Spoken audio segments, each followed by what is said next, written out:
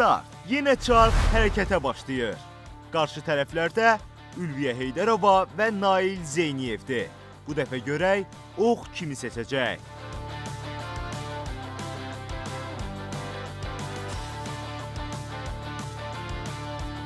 Stop. Bəli, verilişimizin bu sayında aparıcı qismində Ülviyə Heydərova çıxış edəcək. Salam, əziz tamaşaçılar. Kitab oxu verilişinin bu dəfəki hədəfində mənə Ülviyə Heydərova və mənim qonağım gənc şair Nail Zeyniyevdir. Ədəbiyyata olan marağım konkret olaraq hər hansı bir hadisənin üzərində formalaşmayıb. Onda belə deyək, ədəbiyyat həm də sizə gendən və qandan gəlir. Nə gözəl, nə gözəl. Əslində şair üçün zaman anlayışı yoxdur. Çünki mən şeir yazmaq üçün vaxt ayırmıram. Vaxtın özü məni gəlir tapır. Kitabların sayı yox, mənə sizin kitablarınızın adı çox maraqlı gəldi. Birinci kitabımın içərisində biraz ümid var idi. İkincidə məyusluq, üçüncüdə isə peşmanlıq. Siz Bakıda doğulmusunuz. Mən dəqiq bilirəm ki, Bakı mühiti daha çox ərozu sevir. Sizdə isə əksinə heyecadır. Nüsrət Kəsəməlinin səmimiyyəti, Molla Vəli Vidadinin kədəri mən də özümdə birləşdirib bir Nail Zeyniyev imzası əmələ gətirib. Nail, xoş gördük sizi. Xoş gördük Ülviyə xanım. Yaradıcılığı uşaqlıqdan başlamışsınız. Ədəbiyyata bu qədər belə maraq, bu qədər sevgi, yəni bu erkən yaşlarınızda hansı bir şairdir ki, sizin əlinizdən tutub, belə deyək də, ədəbiyyata gətirib? Əslində belə deyim, ədəbiyyata olan marağım konkret olaraq hər hansı bir hadisənin üzərində formalaşmayıb. Çünki bizim uşaqlıqda evdə müəyyən şeirlər səslənirdi. Mən onu bağça vaxtımdan dinləyirdim. Həmişə uşaqlıqda hisslər daha ön planda olur. Biz baş verən hadisələrə hisslərimizdən cavab veririk. Amma insan böyüdükcə artıq fikirlərini ifadə etmək forması olaraq şeirə, yazarlığa can atır. Bunun nəticəsində də mən özümü şeirdə tapdım. Həmçinin onu demək istəyərdim ki, mənim babamın özü də şair olub. Düşünürəm ki, onun düşüncələri, onun yaşayışı mənim həyatımda da öz müəyyən təsirini buraxıb. Çünki mən uşaq yaşımda ona çox bağlı olmuşam və onu çox istədiyim üçün də şeirlərimdə onu yaşatmağa çalışıram. Onda belə deyək, ədəbiyyat həm də sizə gendən və qandan gəlir. Nə gözəl, nə gözəl. Mənə çox maraqlıdır. Bu şeirlərinizdə prioritet mövzularınız varmı? Bəli, mənim şeirlərimdə prioritet mövzularım var. Sözsüz ki, insan hər zaman başına gələn hadisələrdən əsas yazır. Mən də yaşadığım şeylərə uyğun olaraq, məsələn, həyatın gerçəkləri ilə üzləşməyi, insanın özünün axtarışı, zaman içində süzülüb getməyi kimi mövzular mənim şeirlərimin əsas yer tutur. Bundan əlavə, biraz keçmiş dövrdə daha nisçilli şeirlərim çox idi. Amma insan yaşadıqca görür ki, həyata bir fərqli pəncərədən baxmağa çalışır. Həyatda əslində hər şeyin ağ-qara olmadığını, onun rəngli tərəflərin olduğunu da yaşad olduqca daha yaxşı başa düşürsən. Hal-hazırda isə biraz xoşbəxt şeirlər yazmağa üstünlük verirəm. Nə gözəl. Mən sizin şeirlərinizi oxuyanda orada niskil görmüşdüm. Tam səmimi deyim ki, bu sizin niskiliniz mənə bir qədər bir oxucu kimi bir belə təsir edirdi ki, yəni bu gənc yaşda, bu nə yaşayıb, nə görüb ki, belə bir qəlbində bir ağrılar var və o ağrıları gətirib sözə gətirir. Mən çox indi dediniz və mən çox sevindim ki, yəni sizin ədəbiyyatda həm də bir xoşbəxt bir belə deyək də bir çalarlar görəcəyik. Çox gözəl. Nail bəy, mən bir şey maraqlıdır. Sizin maşallah olsun 3 kitabınız var. Yəni bu gənc yaşda 3 kitab nəşr etmək hər şairin nəsib deyil.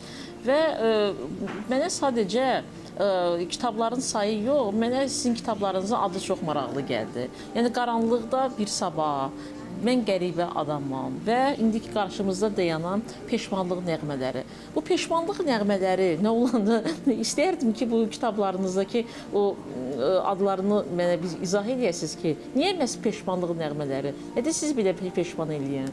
Dediyiniz kimi 3 dənə kitabım var. Bunların adları düzdür, insanın birinci maraqlı gəlir.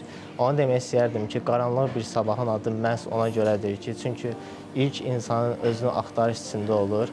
O mənim daha çox uşaqlıq şeirlərim olduğu üçün burada qaranlıqda da bir işığı görmək, onun içərisində bir rəng tapmağı nəzərdə tutmuşam. Yəni hər qaranlığın əslində bir aydınlıq sabahı var kimi. İkinci şeir kitabım Mən qəribə adamamdır. Mən qəribə adamam şeir kitabının içərisində də müəyyən təsvir vasitəsilə göstərmişəm. Üçüncü şeirlər kitabım isə peşmanlıq nəğmələrdir. Əslində belə deyim, birinci kitabımın içərisində biraz ümid var idi. İkincidə məyusluq, üçüncüdə isə peşmanlıq. Təmiz, saf, acı peşmanlıq.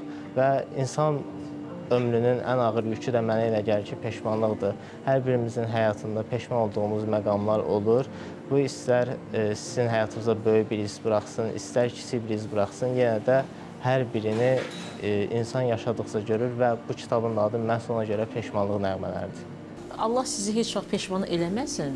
Yəni o peşmanlığın əslində bir məktəbdir də. Yəni insan öz başına gələn hadisələri gördükcə bir dərs götürür. Çox arzulayardım ki, bundan sonraki peşmançılığınız olmasın. Mənə bir şey maraqlıdır. Bilirsiniz ki, gün hardan başlayır, hardan qurtarır, onu heç özümüz də bilmirik.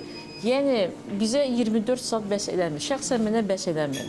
Və siz gənc, özdəki tələbə, Milli Elmlər Akademiyasının elmi kitabxanasında təcrübə keçirirsiniz.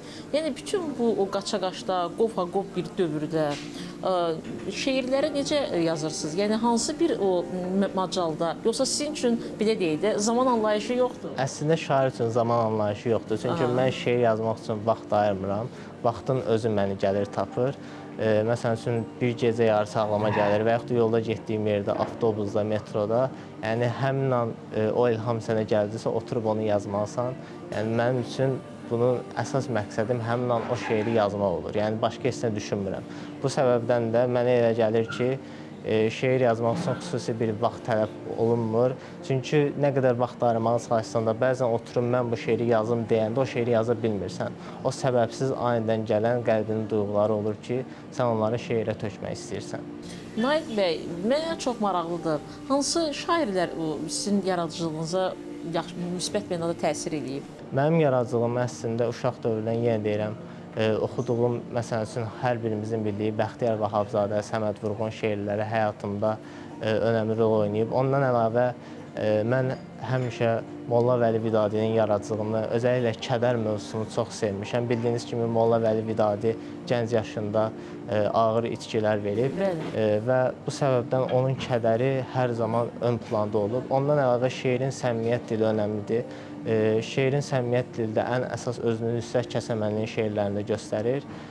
Ona görə də Nüsrət Kəsəmənlinin səmimiyyəti, Molla Vəli Vidadinin kədəri mən də özümdə birləşdirib bir Nail Zeynəyev imzası əmələ gətirib. Məsələn, Molla Vəli Vidadinin hansı şeirləri, hansı misrası belə sizi belə deyək də sizdən alıb ki? Məsələn, Molla Vəli Vidadinin bu şeirini deyə bilərəm ki, yenə yada düşdü keçən günlərim, axdı gözlərimdən qan gedər oldu, bihuş oldum, nitqim, səbrim, qərarım, çıxdı bu cismimdən can gedər oldu. Məsələn, Vidadi burada həyatın nə qədər tez keçdiyini, həmçinin canından can getdiyini bildirir. Mənə elə gəlir ki, hər birimiz yaşadıqca o həyatın bəzən reallığı ilə, acı həqiqətlərlə üzləşməli oluruq. İstər-istəməz gec ya da tez insanın başına gəlir və yaşadığımız, hiss etdiyimiz duyğularda hər an yadımıza ötən günlərimiz düşür. Molla Vəli Vidadinin də bu şeiri məhz o hisslərin tərcüməcisidir. Ülviyə xanım, icazənizlə mən də sizə bir sual vermək istəyərdim. Buyurun. Sizin bir oxucu kimi müasir ədəbiyyatda hansı şeirlərə marağınız var? Məsələn üçün, hansı şeirlər sizi daha çox özünə cəlb edir? Təbii ki, mən də poeziyanı çox sevirəm. Ələlxüsus da mən evdə də məndə, yəni kitabxanamda poeziya nümunələri var. Məsələn, Vaqif Səmədoğlunun şeirlərini çox sevirəm, yəni ondan sonra. Rəsul Ruzanın şeirlərini çox sevirəm. Nazim Hikməti çox sevirəm. Yəni sərbəst vəzində yazılan şeir nümunələrini çox sevirəm. Yəni ruhuma yaxındır onlar. Nə bilim, elə bilirəm ki, onların şeirlərini oxuyanda elə bilirəm ki, sanki bunu mən özüm yazmış kimi çıxır. Yəni Bəli. ruhumdan, özümdən xəbər verir. Bir də heç şübhəsiz ki, təbii ki, mənim bu gənc şairlərimiz var, dostlarımız var və onların da şeirlərini çox sevirəm. Məsələn, Rəbiqə Nazim qızının şeirlərini çox sevirəm. Bu gənc şairlərdən. Jadə İsmailin şeirlərini çox sevirəm. Yəni onlar belə deyək də təkcə belə həm biz dostuq, amma dostluğu mən kənara qoyuram. Bir şair kimi onların misraları ilə tanış olanda mən o heyrətlənməyə bilmərəm. Sonra onu deyim ki, İlqar Fəhminin şeirlərini çox sevirəm, qəzəllərini çox sevirəm. Pərviz Seyidli, o həm də indi bilirsiniz ki, o həm də senaristdir, dramaturqdur, amma o eyni zamanda həm də şairdir. Mən sizə bir sual ünvanlıyım. Şeirlərinizlə tanış olanda mən gördüm ki, heyeca vəzindir. Siz Bakıda doğulmusunuz. Mən dəqiq bilirəm ki, Bakı mühiti daha çox əruza meyillidir, əruzu sevir. Sizdə isə əksinə heyecadır. Əruzla necədir aranız? Mən əslində 3 vəzində də yazmışam. Amma əruzla aramızda bir, necə deyim, məsafə var. Bu sayğı məsafəsidir. Sözsüz ki, əruza hörmətim böyükdür. Amma əruz vəzni mənim gözümdə bir müqəddəs məbəd kimidir. Çünki insan ora girmək üçün ilk səy göstərməlidir, çabalamalıdır. Ondan sonra o müqəddəs məbədə yavaş-yavaş addımlarını ata bilir. Yəni, bu məsafədə ondan irəli gəlir. Amma heyeca vəznində və yaxud da sərbəst vəznində yazmaq əruz vəzninə nisbətən mənim üçün daha rahatdır. Rahatlıqdan əlavə insan hansı duyğuda hiss edirsə, həmin an o şeir hansı formada gəlirsə, o formada yazır. Yəni, qabaqcadan düşünmürəm ki, mən bu şeiri sərbəst vəznində yazacağam. Sadəcə həmin an hisslərim gəlir və o hisslər hansı formada özünü tapır və bunun nəticəsində o şeir yazılır.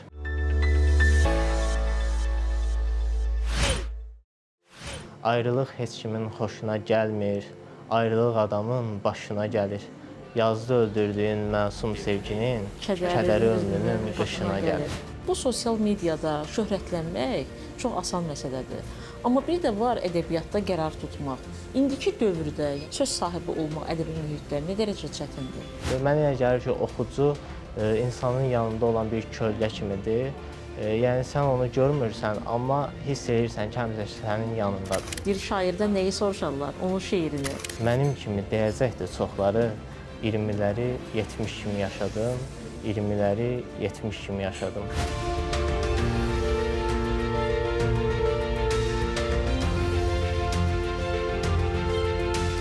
Sən gecikən fəsilsən, nəfəsimi kəsirsən, kipriyimdən düşən yaş, gözlərimə əsirsən, soruşuram demirsən, havalar da soyuyub, görəsən üşüyürsən. Nail bəy, mənə çox maraqlıdır. Siz təkcə yazmırsınız, həm də çox oxuyursunuz. Yəni, mütaliəniz genişdir.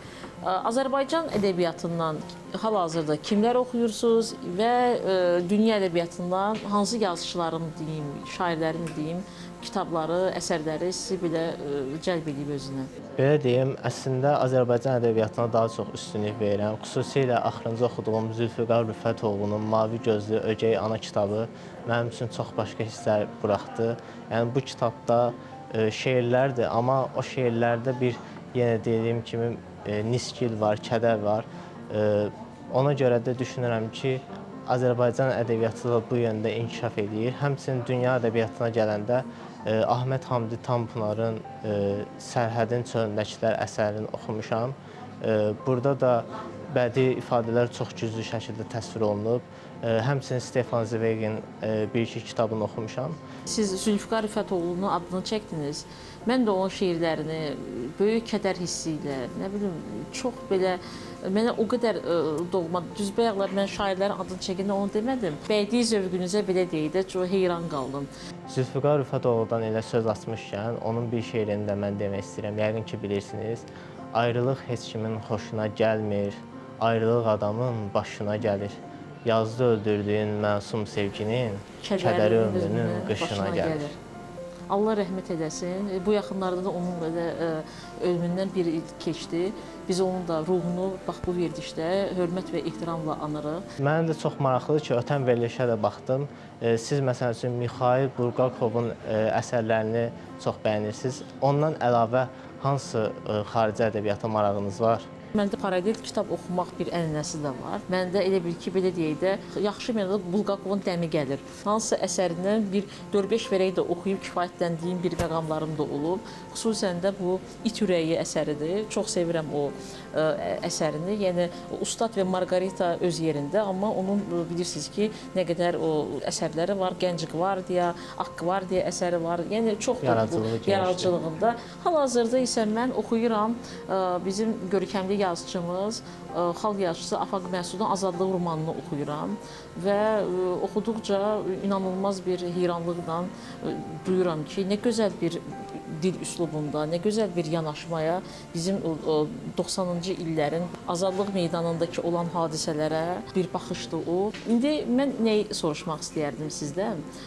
Müasir gənclərin duyğularını ifadə etmək poeziyada nə dərəcədə çətindir, asandır?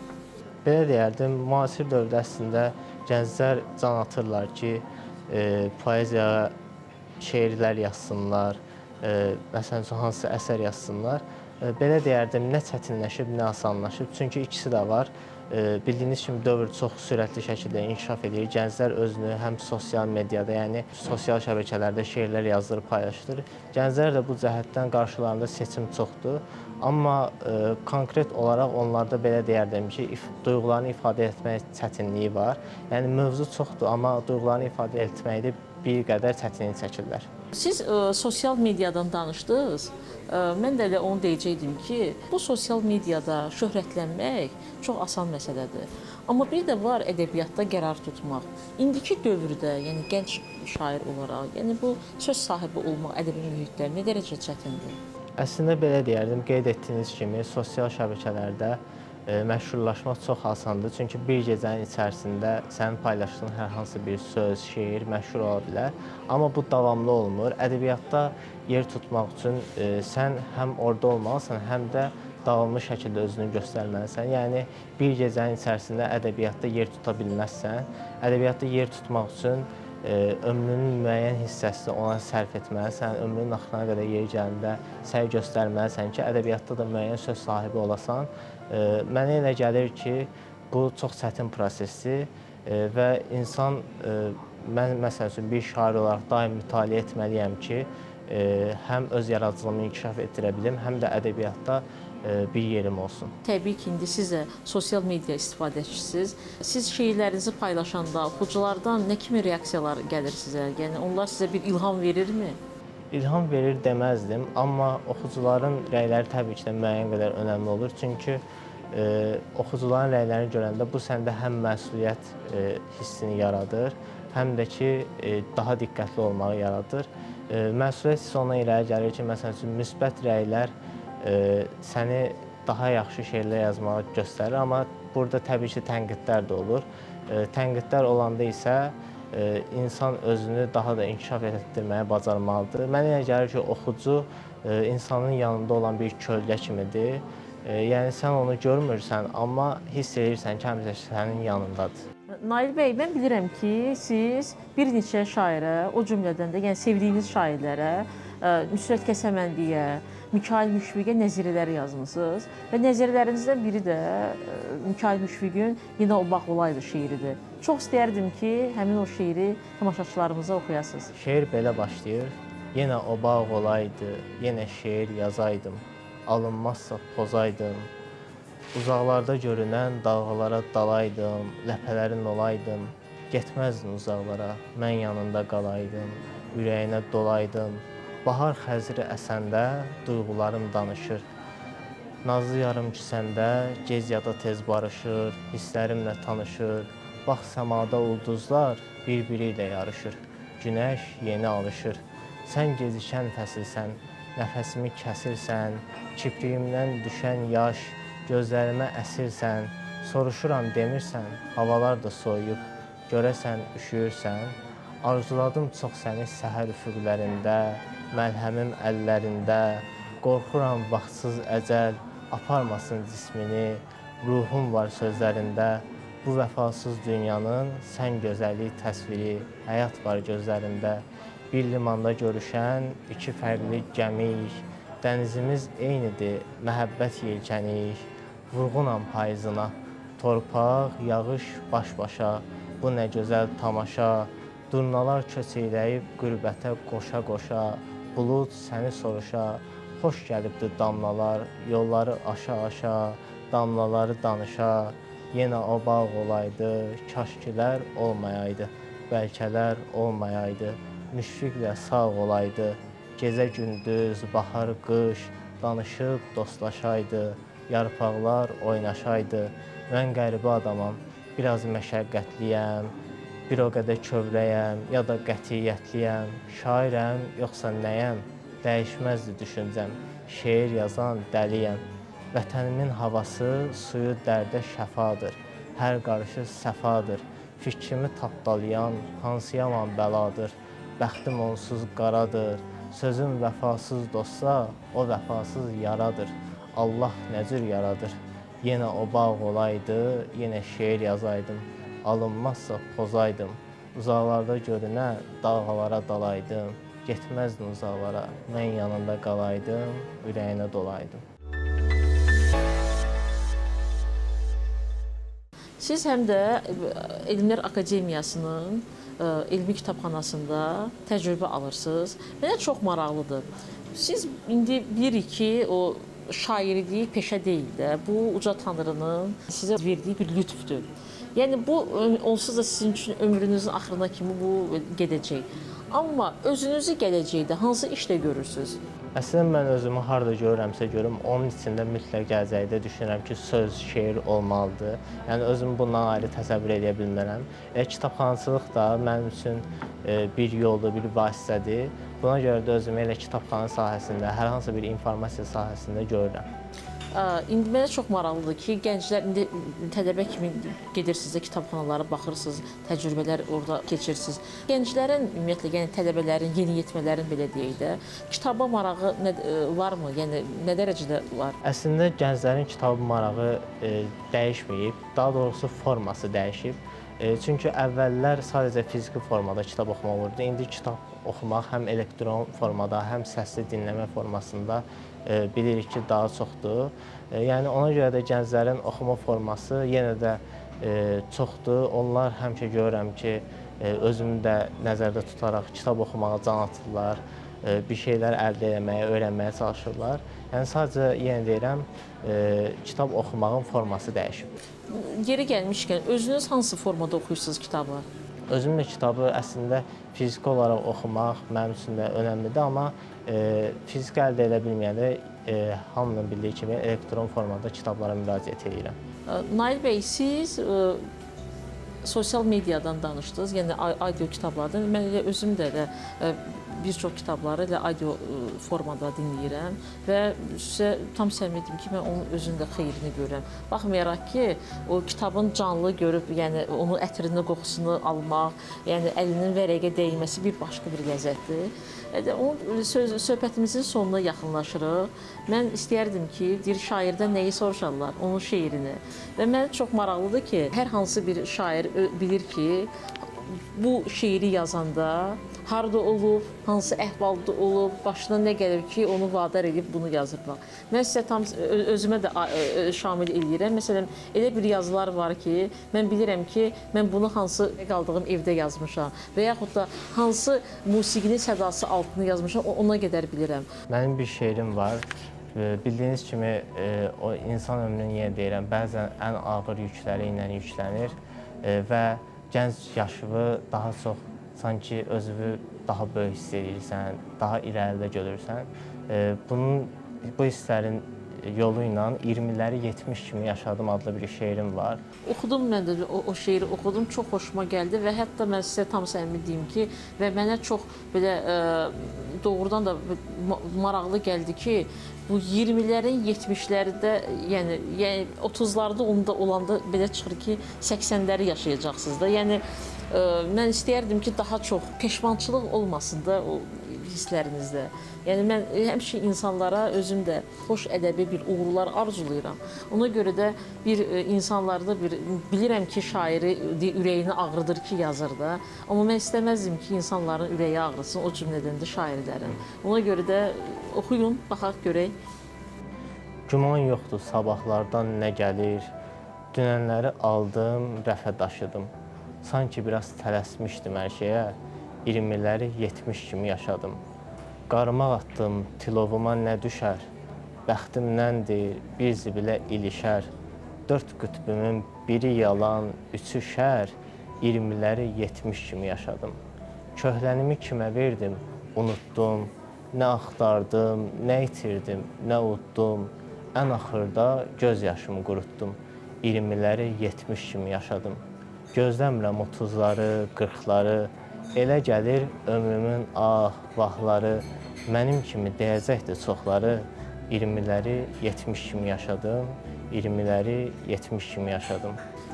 Mən sizə Nail bəy uzun ömür arzulayıram. Yəni 70'dən də daha uzun ömür arzulayıram. Çünki əlinizdən siz söz adamısınız. Söz adamına nə arzulayırlar? İlk növbədə təbii ki, can sağlığı. İkincisi də ki, qələminiz əlinizdən düşməsin. Çox sağ olun Ülviyə xanım. Sizə təşəkkür edirəm. Dediyiniz sözlər mənim üçün çox önəmlidir. Amma burada onu da demək istəyərdim ki, Vahid Əzizin bir şeiri var. Mənə 100 il ömrü arzulamayın. Yəni, mən çox da uzun ömürlü olmaq istəmərəm. Sadəcə insan yaşadığı müddətcə qoy qısa yaşasın, amma o ömrü gözəl yaşasın. Sizə də gözəl ömür arzu edirəm. Mən də sizə gözəl ömür arzulayıram, amma qısa yox, uzun ömür arzulayıram. Bu mənim arzumdur. Çox sağ olun.